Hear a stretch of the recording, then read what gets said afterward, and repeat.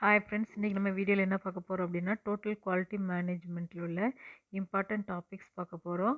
So இது வந்து unit 4ல் வருது.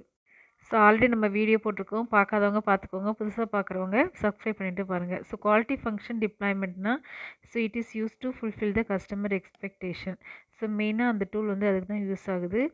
ஸோ இந்த லாஸ் அந்த மாதிரிலாம் அனலைஸ் பண்ணி நம்ம யூஸ் பண்ணுறோம். டகுச்சி லாஸ் ஃபங்க்ஷன்னா the loss imparted by the product to the society. So வந்து காஸ்ட் ஆஃப்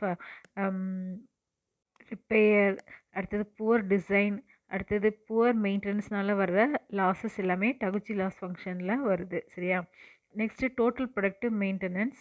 ஸோ இது வந்து it is a relation between maintenance and production organisation to improve the product quality and reduce the wastages. So total productive மெயின்டெனன்ஸில் so these are all some of the goals of dBm.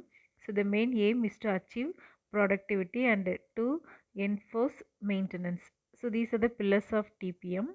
So you can study all these topics.